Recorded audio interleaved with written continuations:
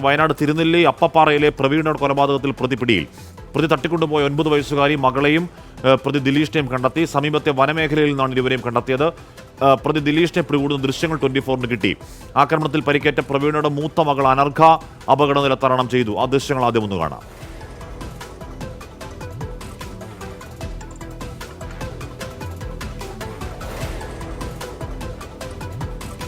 തിരുനെല്ലി അപ്പപ്പാറയിലാണ് ഈ പ്രവീണയുടെ കൊലപാതകത്തിൽ പ്രതി പിടിയുന്നത്. പ്രതി തട്ടിക്കൊണ്ടുപോയ 9 വയസ്സിലെ മകളും കൂടെ ഉണ്ടായിരുന്നു. ആ ദൃശ്യങ്ങളിലെ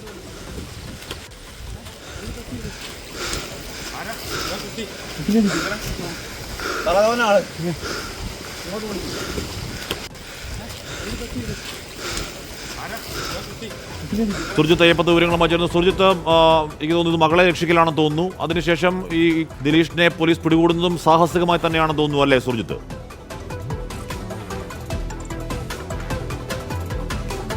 ഹാഷ്മി, ഈ കൃത്യം നടത്തിയ ശേഷം ഈ പ്രതി 9 വയസ്സുകാരി കുട്ടിയുമായി, പ്രവീണയുടെ കുട്ടിയുമായി നേരെ പോകുന്നത് തൊട്ടടുത്ത് 1/2 കിലോമീറ്റർ ചുറ്റളവിലുള്ള കാപ്പിത്തോട്ടത്തിലേക്കാണ്. ആ കാപ്പിത്തോട്ടത്തിൽ ഒരു ഷെഡുണ്ട്.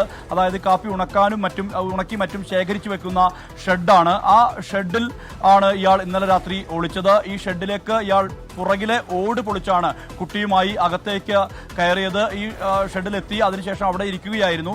ഇന്ന് രാവിലെ തിമ്മൻ എന്ന് പേരുള്ള ആ തോട്ടമൊക്കെ പരിപാലിക്കുന്ന ഒരാളുണ്ട്. അയാൾ എത്തി താക്കോലിട്ട് ഈ ഷെഡ് തുറന്നു. ഷെഡ് തുറന്ന വഴിക്ക് കാണുന്നത് ഇയാൾ കത്തിയുമായി കുട്ടിയുമായി നിൽക്കുന്നതാണ്. നേരെ ഇയാൾ അത് പൂട്ടിയ ശേഷം തൊട്ടപ്പുറത്ത് സൂരജ് എന്ന് പറയുന്ന വീട്ടുകാരനുണ്ട്. സൂരജിനോട് ഈ വിവരം പറഞ്ഞു.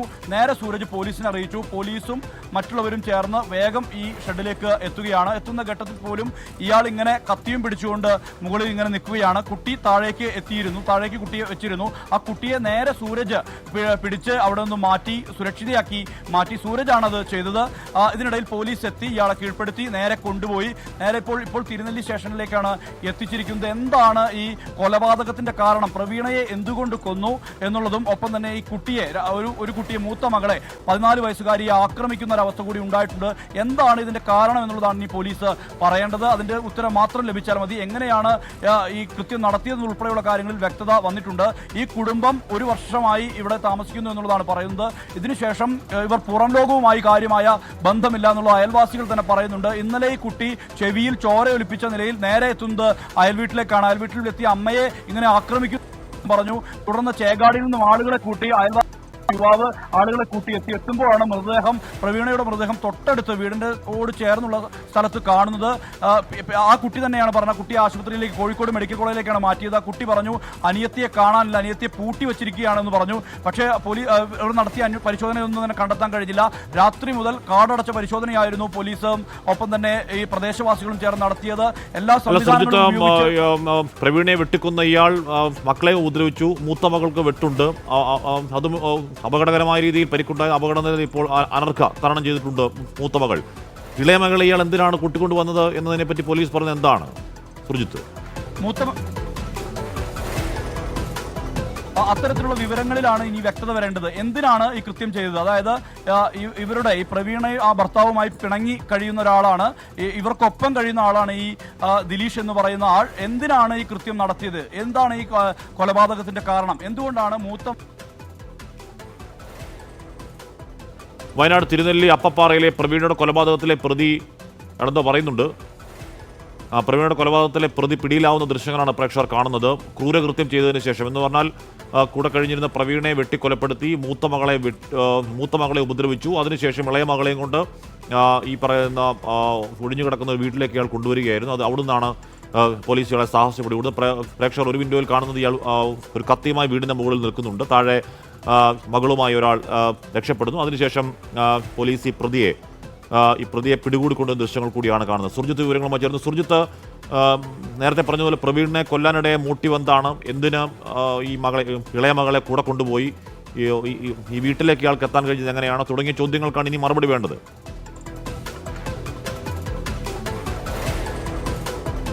തീർച്ചയായും ഹാഷ്മി അത് തന്നെയാണ്. അത് പോലീസാണ് പറയേണ്ടത്. പോലീസ് വിശദമായി ചോദ്യം ചെയ്തിട്ടുണ്ട്. ഇവിടേക്ക് SP എത്തിയിട്ടുണ്ട്. തപോഷ് ബസുമതാരി ഇവിടേക്ക് എത്തിയിട്ടുണ്ട്. SP അല്പസമയത്തിനകം തന്നെ മാധ്യമങ്ങളെ കാണും. ഇതിനകത്തൊരു വ്യക്തത ഉണ്ടാകും. എന്തിനാണ് ഈ മോട്ടീവ്, എന്താണ് ഈ കൊലപാതകത്തിന്റെ കാരണം? ഇവർ ഭർത്താവുമായി പ്രവീണ അകന്നു കഴിയുകയായിരുന്നു എന്നുള്ള വിവരം നാട്ടുകാർ തന്നെ പങ്കുവയ്ക്കുന്നുണ്ട്.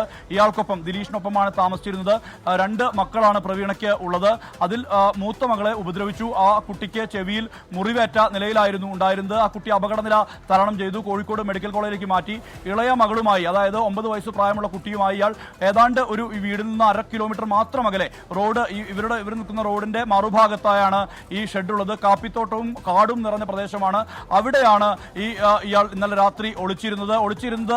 ഈ ഷെഡിന്റെ ഓട് പൊളിച്ച് അകത്ത് കയറിയ ശേഷമാണ് ഒളിച്ചിരുന്നത്. ഇന്ന് രാവിലെ ആ തോട്ടം നോക്കുന്ന തിമ്മൻ എന്ന് പറയുന്ന മനുഷ്യൻ അവിടേക്ക് എത്തി നോക്കിയ ഘട്ടത്തിലാണ് ഇങ്ങനെ കത്തിയും പിടിച്ചുകൊണ്ട് കാണുന്നത്. ആ കത്തിയും പിടിച്ച് കണ്ട ഘട്ടത്തിൽ നേരെ ഇത് സൂരജ് എന്ന് പറയുന്ന അയൽവാസിയെ വിവരം അറിയിക്കുന്നു. സൂരജ് ഓടിയെത്തുമ്പോൾ ഇയാൾ അപ്പോഴേക്കും കുട്ടിയെ താഴേക്ക് ഇറക്കിയിരുന്നു. കത്തി താഴെയിടാൻ സൂരജ് ആവശ്യപ്പെട്ടു. കുട്ടിയെ വേഗം ചേർത്ത് പിടിച്ചുകൊണ്ട്, സൂരജ് അല്പസമയം മുമ്പ് നമ്മോട് സംസാരിച്ചതാണ്, തനിക്കും ഇതുപോലൊരു മകളുണ്ട്, ഈ കുട്ടിയുടെ സുരക്ഷയെ സംബന്ധിച്ചുള്ള വലിയ ആശങ്ക തനിക്കും ഉണ്ടായിരുന്നു എന്നുള്ള സൂരജ് പറയുന്നുണ്ടായിരുന്നു. സൂരജ് നേരെ ഈ കുട്ടിയെ ചേർത്ത് പിടിച്ചുകൊണ്ട് സുരക്ഷിതയാക്കി അവിടെ നിന്ന് മാറ്റുകയാണ് ഉണ്ടായത്. ഇതിനിടയിൽ മാനന്തവാടി CA ആയിട്ടുള്ള അഗസ്റ്റിന്റെ നേതൃത്വത്തിലുള്ള പോലീസ് സംഘം അവിടേക്ക് എത്തി നേരെ പ്രതിയെ കീഴടക്കി ഇപ്പോൾ ഇവിടേക്ക് എത്തിച്ചു.